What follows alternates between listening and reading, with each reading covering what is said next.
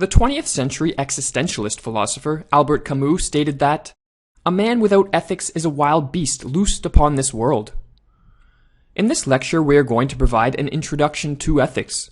To do so, we will examine the subject matter of the discipline, discuss some of the most important questions addressed by moral philosophers, distinguish between moral subjectivism and moral realism, examine the famous is-ought problem, and look at the difference between teleological and deontological theories of ethics.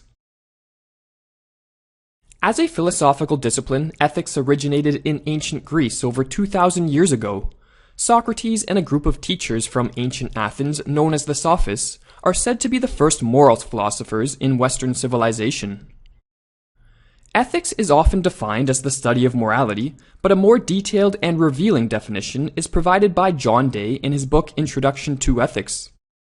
Ethics is a study of what are good and bad ends to pursue in life, and what it is right and wrong to do in the conduct of life.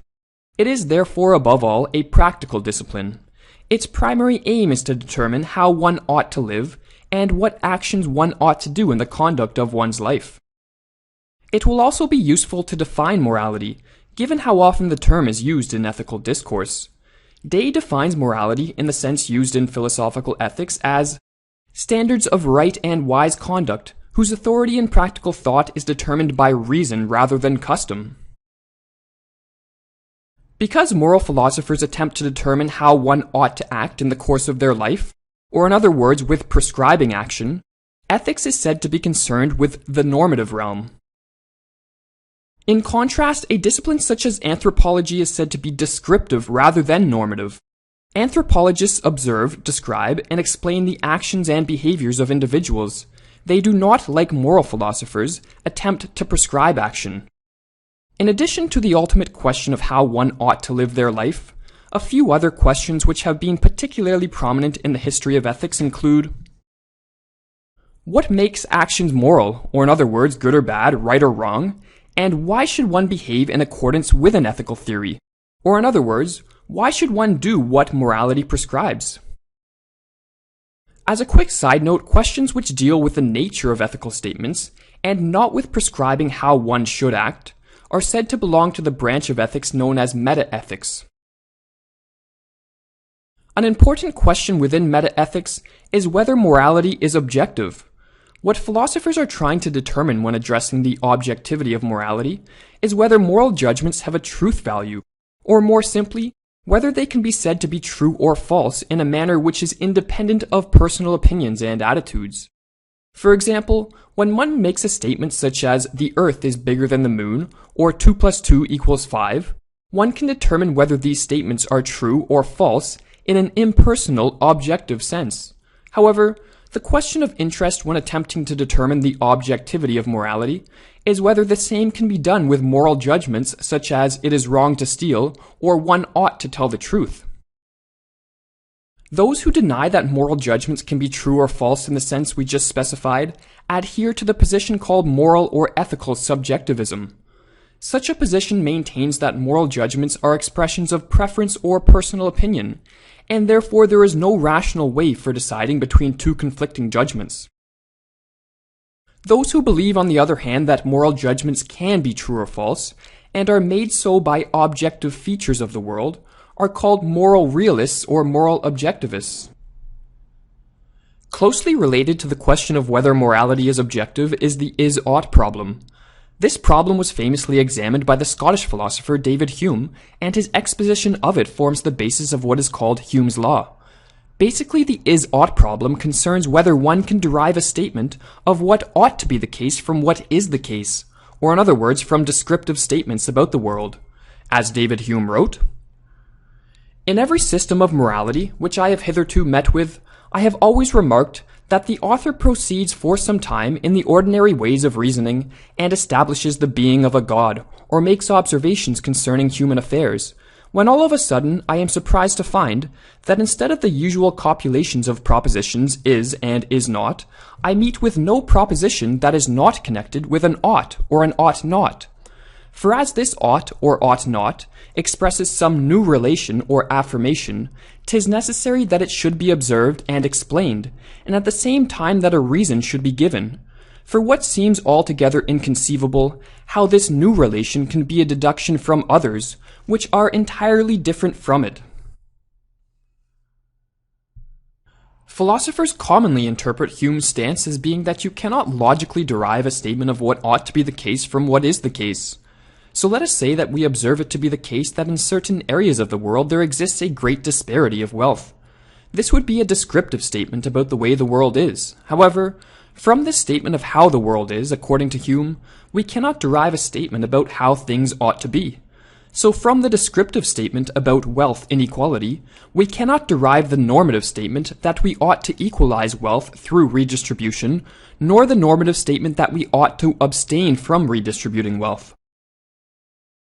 Another important distinction within ethics, which is especially pertinent to the question of what makes an action good or bad, is that between teleological and deontological ethical theories.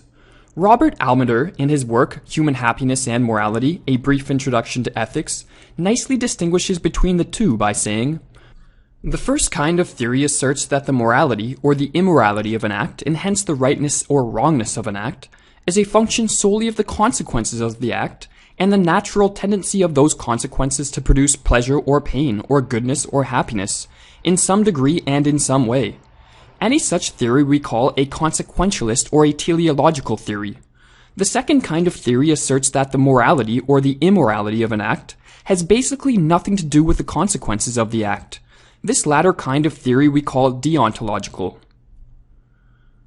With a teleological theory of ethics, an end is selected as the ultimate or highest good in life, and actions are then evaluated as moral or immoral, depending on whether they help or hinder one in achieving that end. Teleological theories of ethics include egoism, which identifies the ultimate end as happiness or pleasure, eudaimonism, which identifies the ultimate end as well-being, and utilitarianism, which identifies the ultimate end as the general good or welfare of humankind. Plato, Aristotle, and Epicurus, whose ethical theories are some of the oldest we have record of, all put forth teleological theories. The deontological view of ethics differs from the teleological view in that actions are not evaluated as moral or immoral based solely on their consequences. Rather, those who advocate deontological theories believe that the morality of an action is grounded by some form of authority independent of the consequences that such actions generate. Accordingly, on deontological accounts, people must obey the actions prescribed by morality, not because of the consequences that will follow from such actions, but rather because they are duty-bound to do so. Often deontological theories have used a god as the authority which grounds morality, and the Judaic and Christian conceptions of divine law are believed to be the original inspiration for deontological ethics. However, it should be noted that not all deontological theories of ethics make use of a supernatural being. To conclude this lecture, we must play devil's advocate and question whether ethics is effective. That is, can ethics as a philosophical discipline striving to understand how one ought to live be effective at transforming depraved-ridden individuals into virtuous and good human beings? There have been numerous philosophers throughout history who have been skeptical that it can.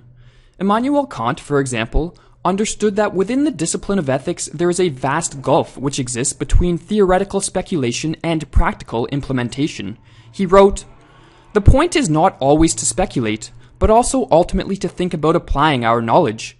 Today, however, he who lives in conformity with what he teaches is taken for a dreamer."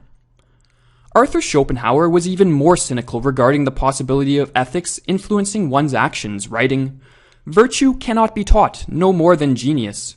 We would thus be just as foolish to expect that our moral systems and ethics might awaken the virtuous, noble, and saintly, as that our aesthetics might awaken poets, sculptors, and musicians." However, this view is not shared by all, and to finish the lecture, we will provide a quote by Richard Taylor from his book Good and Evil, who saw ethics in a more optimistic light. The question, what is good, is certainly the most important question you can ask, for it comes to this. Each of us has one life to live, and that life can be, as it commonly is, wasted in the pursuit of specious goals, things that turn out to be worthless the moment they are possessed, or it can be made a deliberate and thoughtful art, wherein what was sought and, let us hope, in some measure gained, was something all the while worth striving for. Or we can put it this way: there will come a day for each of us to die, and on that day, if we have failed, we shall have failed irrevocably.